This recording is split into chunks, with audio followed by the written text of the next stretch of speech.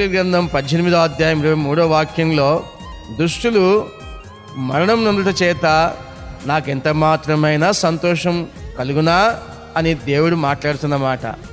వారు తమ ప్రవర్తనను దిద్దుకొని బ్రతుకుటయే నాకు సంతోషం, ఇదే ప్రభువగు యెహోవా వాక్కు అని స్వయంగా దేవుడే మాట్లాడుతున్నమాట.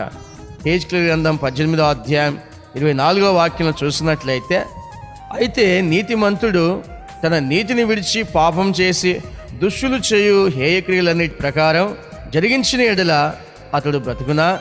అతడు చేసిన నీతి కార్యములు ఏమాత్రమును జ్ఞాపకములోకి రావు.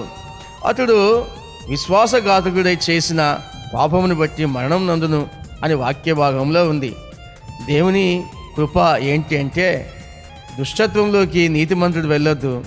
నీతిమంతుడు అయిన వాడు కూడా దుష్టత్వంలోకి వెళ్ళిపోతే వాడు కూడా దేవుని దగ్గర మోకరించి ప్రార్థన చేస్తే అతన్ని బాగు చేస్తాడని దేవుని వాక్యం ఈ ఉదయకాల సమయంలో మనతో మాట్లాడుతుంది. దానియేలు గ్రంథం 12వ అధ్యాయం 10వ వాక్యం చెప్పబడిన మాట ఏంటంటే, అనేకులు తమ్మును శుద్ధిపరచుకొని ప్రకాశమానులను నిర్మలులను అగుదురు.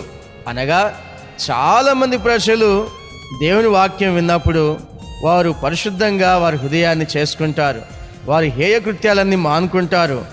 అలాంటి వారు దేవుని కృప పొందుకుంటారు అన్నట్లుగా ఈ వాక్య భాగంలో ఉంది. అంత మాత్రమే కాకుండా దుష్టులు దుష్టకార్యములు చేయుదురు గనక ఏ దుష్టుడును ఈ సంగతులను గ్రహింపలేకపోవును కానీ బుద్ధిమంతులు గ్రహించెదరు అని రాయబడింది.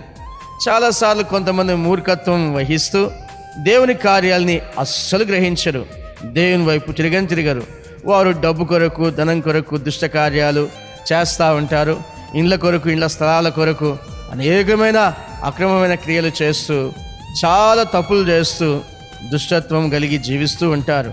అలాంటి వారి జీవితంలో ఉగ్రత వస్తుంది, వారి మీదకి అపాయం వస్తుంది. ఒక రోజున సామెతల గ్రంథం 11వ అధ్యాయం 4వ వాక్యంలో, ఉగ్రత దినమందు ఆస్తి అక్కరకు రాదు, నీతి మరణం నుండి రక్షించునని రాయబడింది. ఒక మనిషి నీతిమంతుడిగా మార్చబడితే ఆ నీతి అతన్ని మరణంలో నుంచి రక్షిస్తుంది.